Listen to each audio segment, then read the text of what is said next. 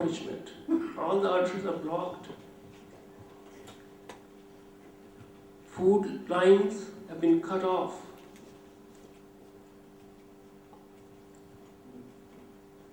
The artificial food then takes over, and we have a perfect example of these people telling us what the Qur'an says.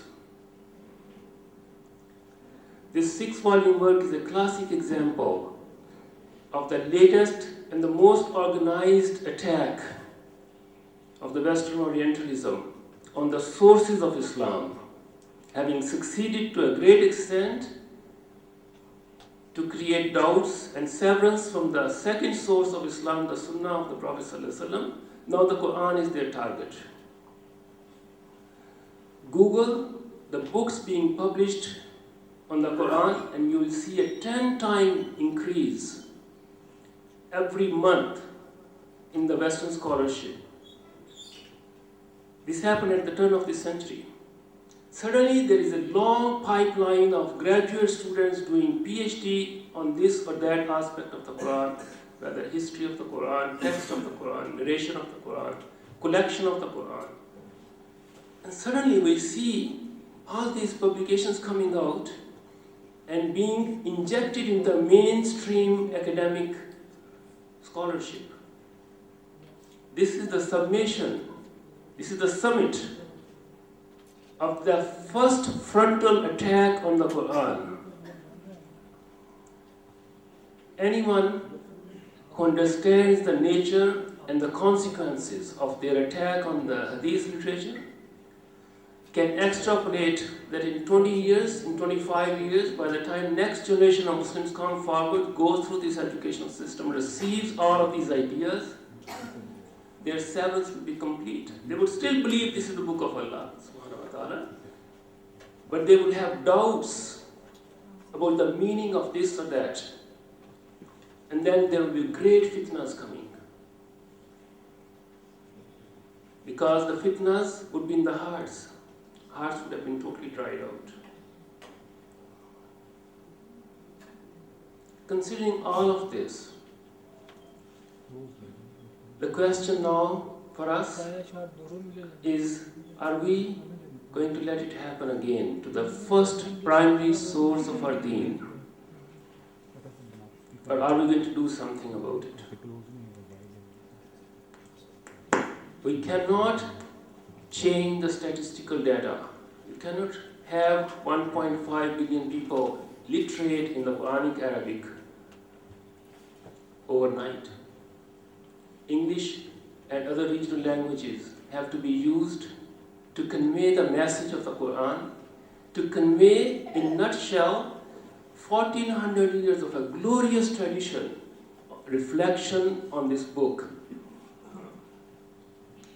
And as I stand here, I want to pay tribute to generations of scholars who have sat under trees on rough mats, spending all their lives learning and teaching the book of Allah subhanahu wa ta'ala. There have been people who have been going to one single masjid for 60 years, day after day after day, to teach the book of Allah subhanahu wa ta'ala. These are giants of our scholarship. These people are no mean scholars. The light, the critical approach, the keenness of the mind and the heart that these people have brought, all of this is now being reduced to zero, because the Western scholarship tells us that as soon as you commit yourself that this is the book of Allah, this is not the production of a man called Muhammad sallallahu alaihi wasallam, then you do not have the critical distance to write about it. You are discredited. You are no more scholar. You are a preacher. Open Ibn Kathir. Open up Tabri's Tafsir. And you find yourself in front of a monument streams of thoughts, of sources, of reflections, of linguistic subtleties, all flow into this vast corpus of literature. And all of this, or most of it, has now become inaccessible to most of us. The remedy, of course, is to inject into the mainstream academic discourse this 1400 years of reflection and scholarship on the Qur'an in a manner that is scholarly, that surpasses the standards that the Western scholarship has established. Yet, from the perspective of a believer, let them judge on their own standards whether or not this work deserves attention. The idea behind Integrated Encyclopedia of the Qur'an is as simple as this. There are three levels of leadership. First of all, Muslims themselves. This 80% of 1.5 billion Muslims today would gain entrance into this vast body of scholarship produced over the last 14 centuries. First of all, through the English language edition, then through regional languages, Urdu, Malay, Farsi, Turkish, all the languages and the European languages. This is our dream. Second, we want to introduce into the mainstream academic discourse, both in the East and the West, a scholarly reference work on the Qur'an that sits beside this work, which, by the way, is a very sloppy work, not because I'm a Muslim, not because I believe in the Book of Allah, but purely from the academic standards. I have written a 50-page critique of this work, which is appearing in a journal published from Medina. Having thoroughly studied it, I say it with all integrity, without being partial to anything that I believe, that this beautifully presented work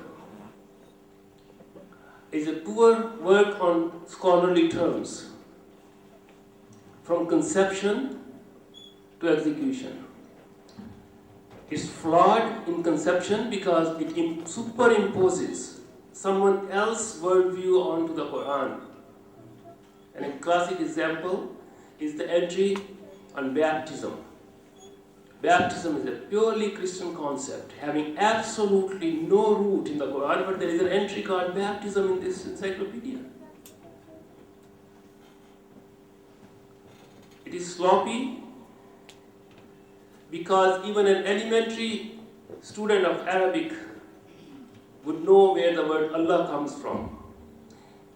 But the writer of the entry says that Muhammad chose the word Allah for his God because his father's name was Abdullah. This is the level of scholarship which is being presented.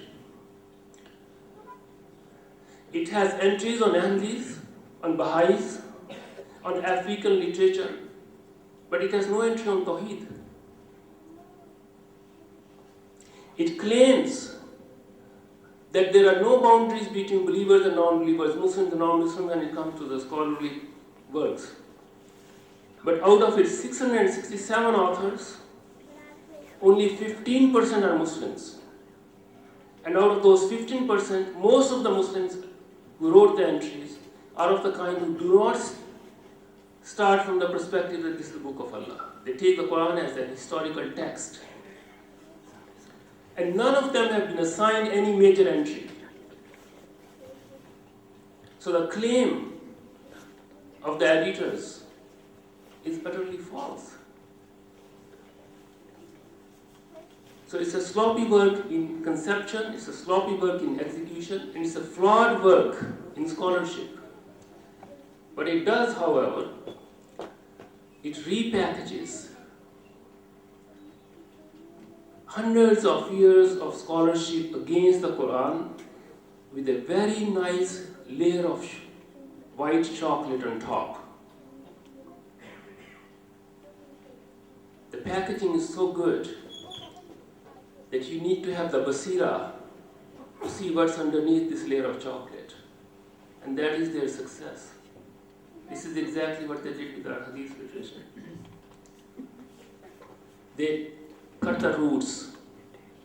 To cut the roots of Muslims from this book of Allah, the device is to mix haqq with batil, mash them completely, wrap them in a very good chocolate, melted chocolate, and present them so that no one can distinguish. The two examples I gave you are the glaring examples. But underneath that whole surface, we have layer after layer after layer of misrepresentation of the Qur'an, the book of Allah subhanahu wa ta'ala. The work we have conceived was independent of this work. But when this work came into my hand, we had already started on the project. I was astonished that the work that is being sold as the standard work, the summit of scholarship on the Quran, compiled by Muslims and non-Muslims, the only reference work on the Quran, has all of this to say on the Quran.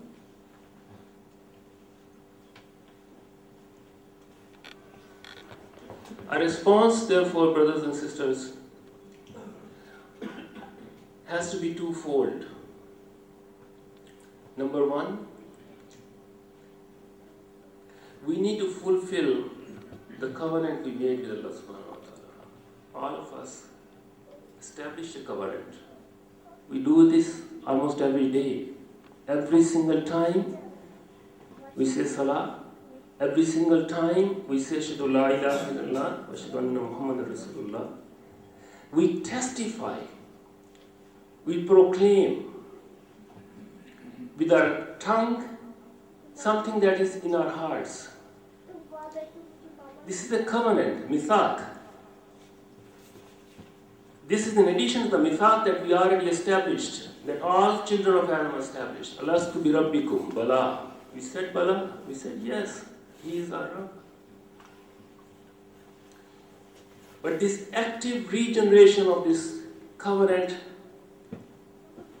means that a covenant by definition, a mithaq by definition, has two parts. We do this, and then this will be done to us. This is mithaq, this is the basic definition of a covenant. The obligations of that covenant are to be shuhada al-nas. That requires, first and foremost, that we have a relationship with this book. That we have a relationship with this book to the extent that it nourishes our hearts. It's the light and the guidance. It is the nur with which we walk.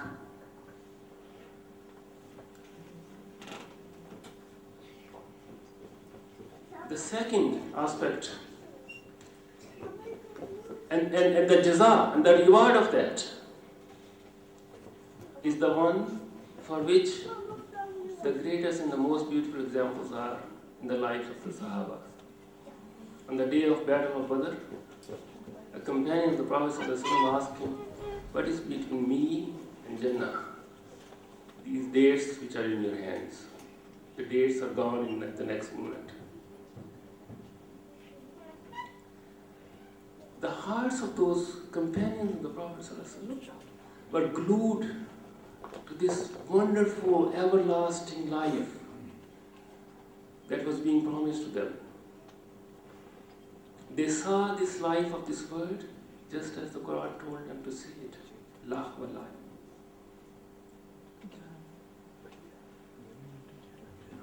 Immersed as we are in this dunya, we are all going to depart. Nobody has ever lived here forever. The day is sure. And on that day, when deeds will be weighed, what do we have? The best of you are those who learn and teach the Qur'an, the Prophet ﷺ told us. On the day of the Qiyamah, the Qur'an will intercede for us. Every single thing we do is being recorded. All these moments are being recorded. Every single word that comes out of this tongue has repercussions. Nothing. It's a closed and enclosed system. Allah subhanahu wa ta'ala created the entire cosmos, including everything, you and me, and He seals the system. An enclosed system is a system in which nothing comes from outside and nothing goes out. Imam Islahi, on the authority of his teacher Imam Farahi, has a beautiful metaphor in the Qur'an. He says that the life of this world, your and my life, is like an ice cube. A cube of ice that is continuously melting. Nobody has any control on this melting. It's going anyways. So what do we do with this life? What do we do with this melting cube is the question for us.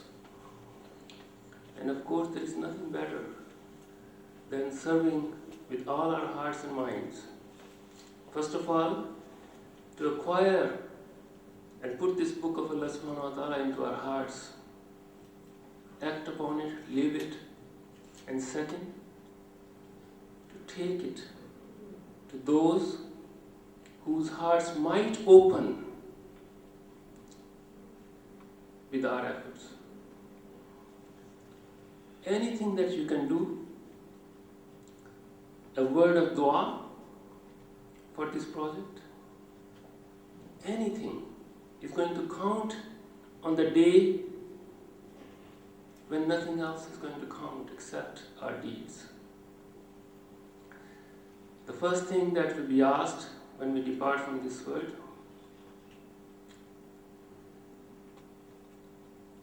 will be about our deen, about our Prophet, about our Kitab. On the day a companion died, the Prophet ﷺ went to the graveyard with the companions, and he told them that when a person dies, 3 things go with him. 2 things come back, and 1 thing stays with him. The things which remain are the relatives and the mal. No one goes with the dead except the deeds. And the best of deeds, of course, is anything to do with this book. When we looked around, all over the world, it's amazing. Islam is an amazing thing. With everything that has gone against it over the last 3 centuries, there are people sitting in Sham, in little madrasas, in mosques, and you approach them and you say, this is the project we are doing. They say, Alhamdulillah, this is what I can do for you. This is what I can do this project. So over the last 1.5 years, we have gathered scholars from around the world who have been working tirelessly in completing the conception of the project. We started with a version we called Concise Encyclopedia of Qur'an because of the lack of resources and also because of the humility towards the Qur'an, in 3 volumes. Over these 18 months, we have 633 entries on the Qur'an in 7 volumes, each volume being about 500 to 550 pages. This is the most complete conception of a reference work. This doesn't have that. This product doesn't have that. So it's an international effort in its conception, in its execution, and it's a non-sectarian effort. By that I mean it's going to bring into mainstream academic world 1400 years of Muslim reflection and scholarship on the Qur'an.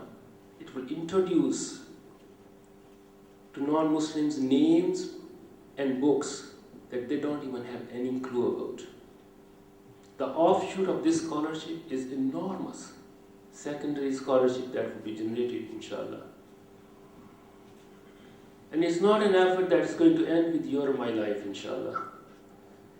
Encyclopedia of Islam, the first edition of Encyclopedia of Islam, after a century, it is still being used because this is the only thing available. We want to produce a work that will be used for generations. Of course, there will be improvements. Others will come forward and they will refine it further. They will take it further.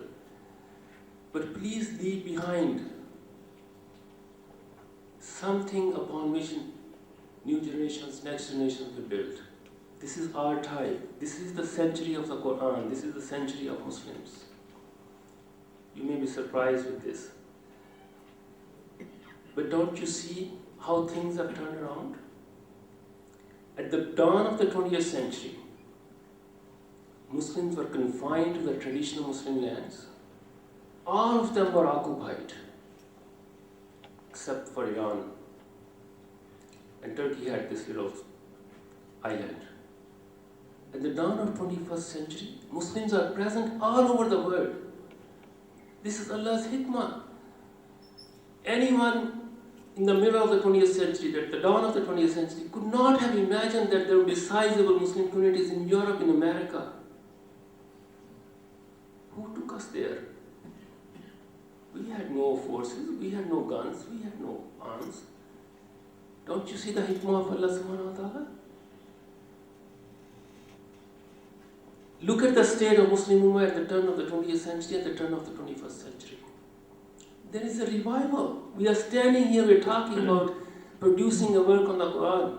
100 years ago, there was no such possibility. There are Muslims all over the world who are connected now. We have scholars from Syria, from Saudi Arabia, from Brunei, Darussalam, from Turkey, from Canada, from the United States, from England, from India, from Pakistan. They're all doing this now. It was simply impossible before. Who provided us this opportunity? He did. We need to be grateful and thankful to Him.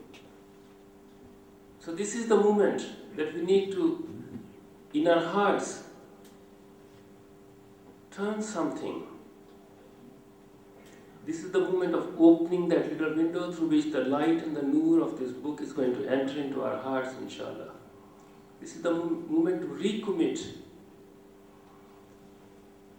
So even if we were to open this book and read one ayah every day, you will see the transformation of your lives within days.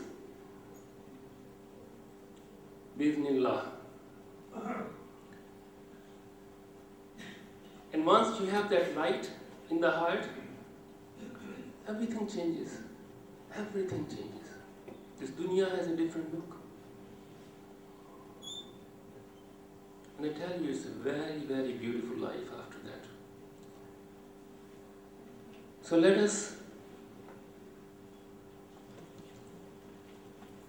re-establish that mithaq with Allah subhanahu wa ta'ala and fulfill our part. And then surely He will fulfill His part, His promise. And His promise is the everlasting life in His mercy. May we all achieve that Fawz al-Kabir. Allahumma nabbir qulubana bil-Qur'an. Allahumma nabbir qulubana bil-Qur'an. Allahumma nabbir qulubana bil-Qur'an.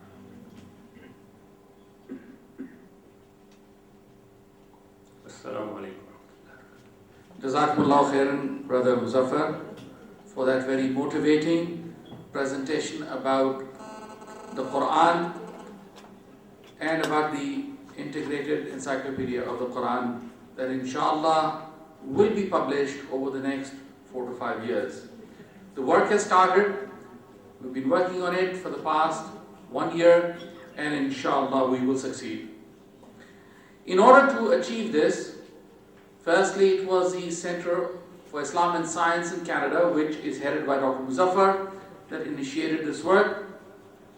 And to give us a legal platform, we went ahead and established a special society under the laws of Pakistan.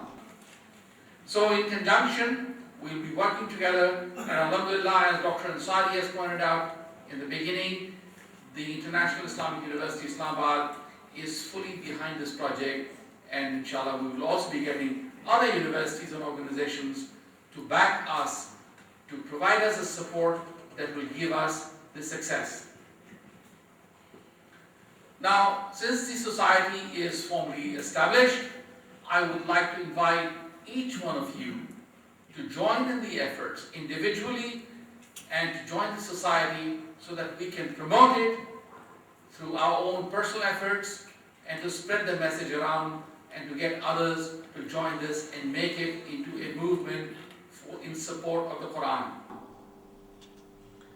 Now, in order to take this forward, I just would like to say a couple of words, and then I'd like to invite Professor Tayyib Gulzar, who is the president of WISH, to come forward to solicit your support.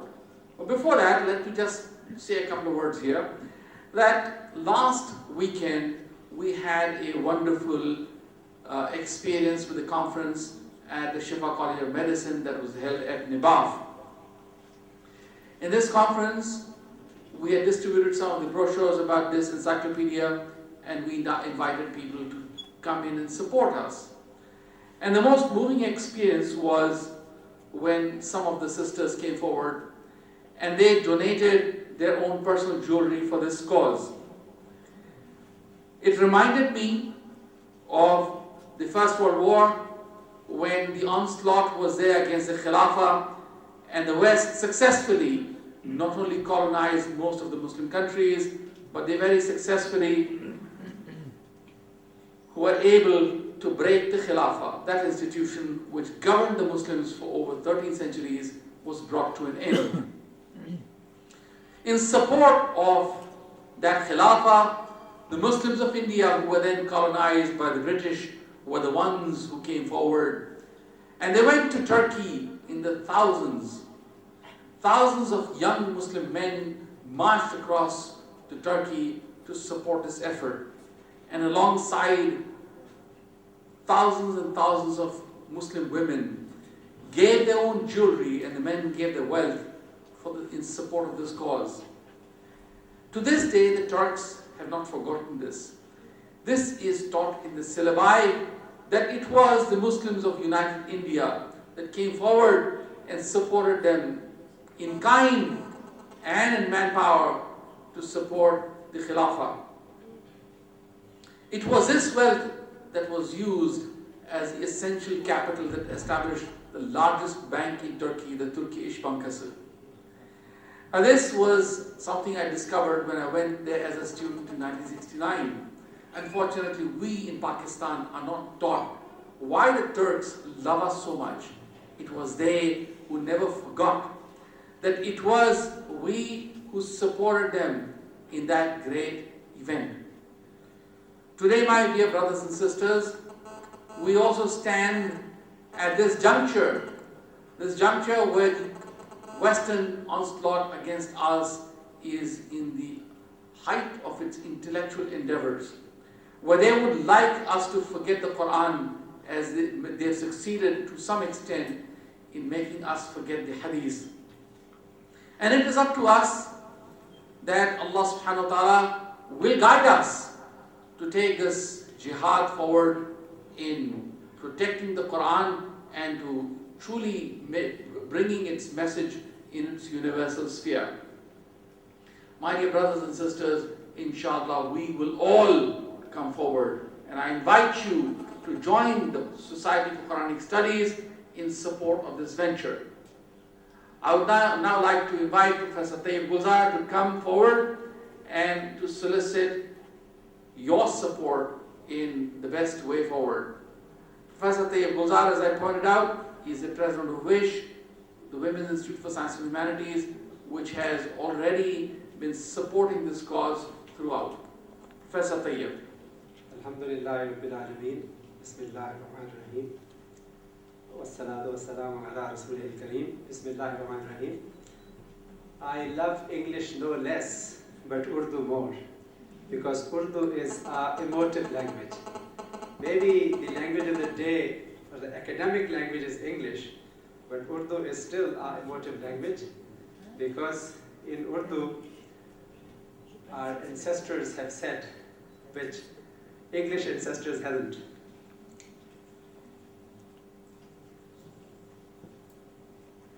आप सबको मुझे इस project की अफादियत का कायल करने की ज़रूरत तो है नहीं. आप सब जानते हैं कि ये कितना अहम प्रोजेक्ट है, और जो कसर रह गई थी इसके तारुफ की वो काजी साहब ने और दूसरे फाजिल मुकर्ररीन ने पूरी कर दी है. खुद मुजफ्फर साहब ने बहुत अच्छा इल्मी खिताब आपके सामने किया है.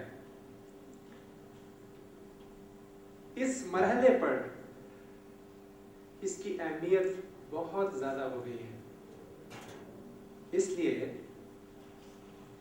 कि हमारे बहुत से दोस्त जो इस्लाम के हमसे ज़्यादा शायद मुखलिस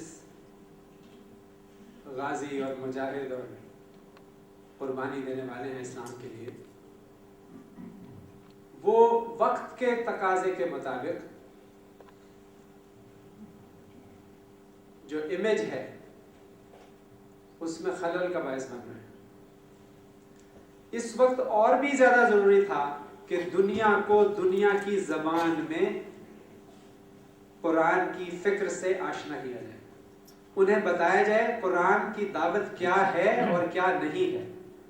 उसमें मुस्तशरिकीन ने जो गड़बड़े की हैं उनको भी आया किया जाए, और जो अपने नादान दोस्तों की नादानियां हैं उनको भी साफ किया जाए.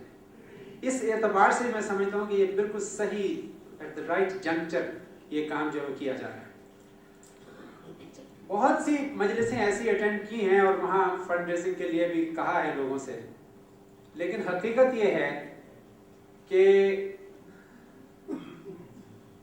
मैं कहाँ से शुरू करूँ, कितना वक्त है हमारे पास.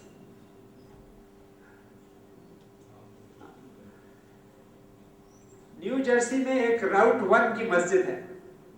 जो लोग न्यू जर्सी और न्यूयॉर्क से वाकिफ हैं वो जानते होंगे.